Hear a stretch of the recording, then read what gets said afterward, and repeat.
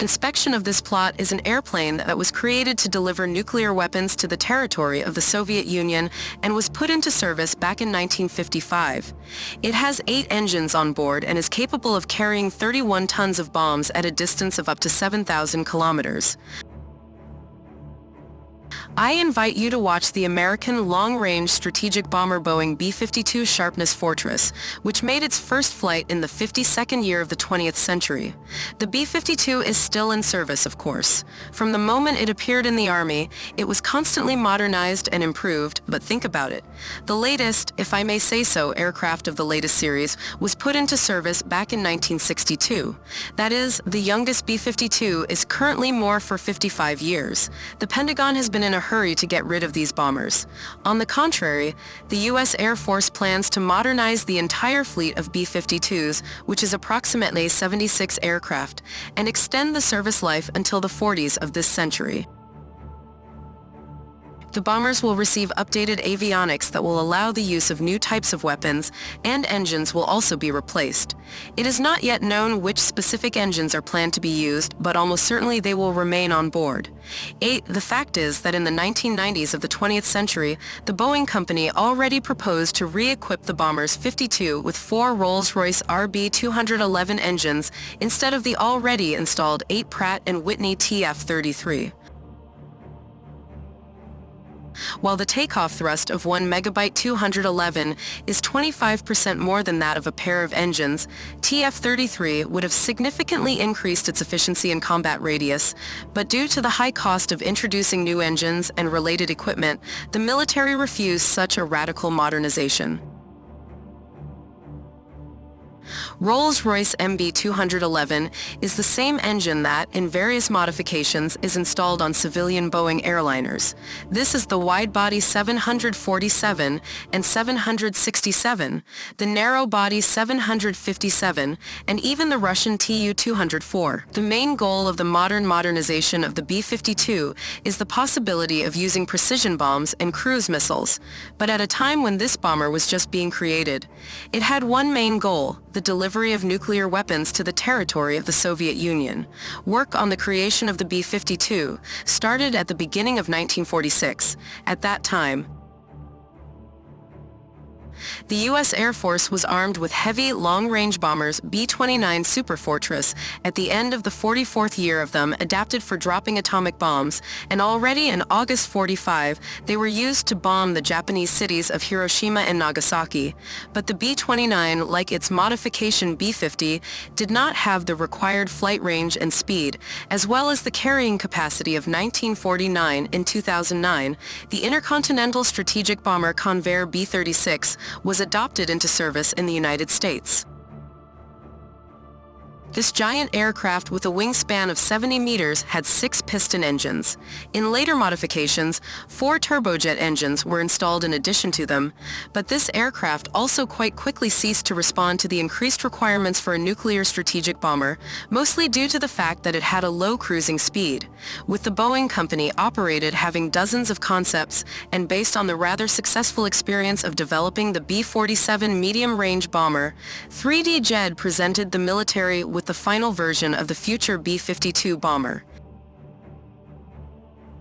It had 8 turbojet engines and a swept wing, could reach a maximum speed of 900 kilometers per hour, and could carry about 5 tons of bombs at a distance of up to 5,000 kilometers.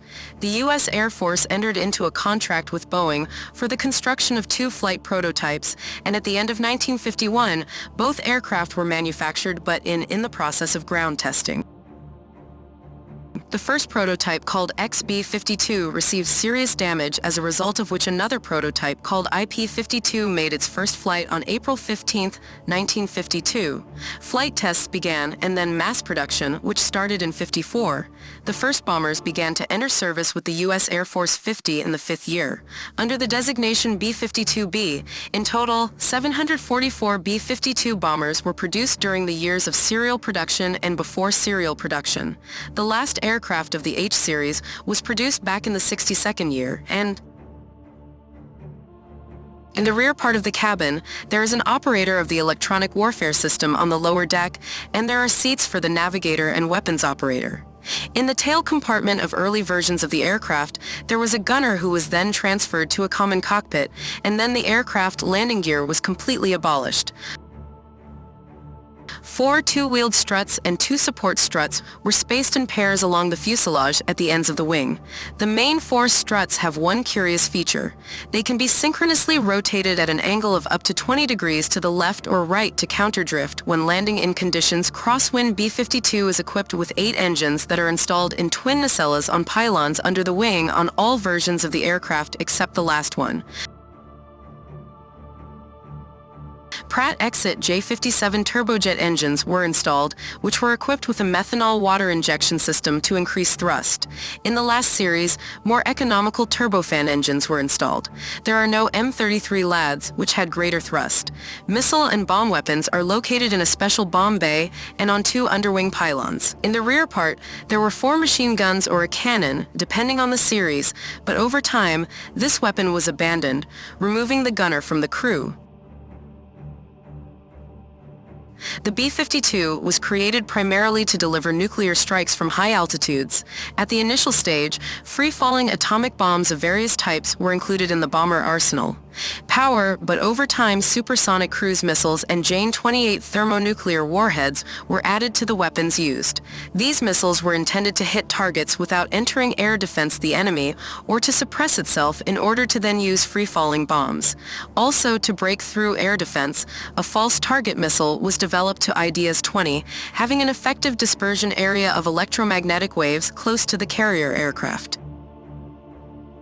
The missile was launched into the air defense zone and distracted the enemy anti-aircraft missile from being used. Over time, false targets were abandoned, and airborne electronic warfare systems began to be used to suppress enemy radars, with the appearance of a potential enemy anti-aircraft missile systems capable of operating against high-flying targets. The U.S. military command made an attempt to repurpose the B-52 to perform low-altitude flights around the terrain, and such programs were tested. But in real combat operations, the B-52 was used only for high-altitude bombing for the first time. B-52 bombers took part in hostilities in Vietnam from June 65 to August 73. They were used mainly for carpet bombing with non-nuclear weapons. More than 120 were carried out 1,000 combat sorties, in which, according to various sources, from 29 to 34 combat vehicles were lost. The greatest losses of bombers were during the 12-day Operation Linebreaker 2, also known as the Christmas bombing, during which the B-52s carried out more than 700 sorties and dropped more than 15,000 tons of bombs. The next massive combat use of the B-52 took place during the Gulf War in 1991. It is noteworthy that for the first time, cruise missiles with a non-nuclear warhead were used to destroy PVA and Iraqi airfields. At least 2 bombers were lost, and then the B-52 took part in military operations in Afghanistan, Yugoslavia, Iraq, and Syria. In total, during the operation of the B-52, about 70 such aircraft were lost, and there were non-combat accidents and disasters when there were nuclear weapons on the board. In general, the U.S. Air Force had absolutely no qualifications about flying with nuclear weapons on board, including in training flights. In some unimaginable way, in all the accidents and catastrophes, none of the atomic bombs worked. And this, despite the fact that conventional explosive devices serving as a fuse for the nuclear unit exploded repeatedly. At least 6 accidents and disasters involving B-52s that had nuclear weapons on board are known. 2 cases deserve special mention. On January 17, 1966, B-52s that had 4 thermonuclear weapons on board bombs collided in the sky over Spain with a KC-135 refueling aircraft. 2 bombs were destroyed when they fell, calling for radiation contamination of the area. Another disaster occurred on January 21, 1968, not far from the Thalia base in Greenland. B-52, which had 4 thermonuclear bombs on board, fell onto the ice and collapsed. and the fuses of several bombs detonated, but there was no nuclear explosion. The disaster zone was charged with radioactive elements. In 1994, there was a disaster, footage of which every aviation enthusiast probably saw at least once on June 24th during a training flight, in preparation for when a show at the Fairchild base crashed a B-52 under the control of Lieutenant Colonel Arthur Holland. As a result of the investigation, it turned out that Holland had a reputation for being quite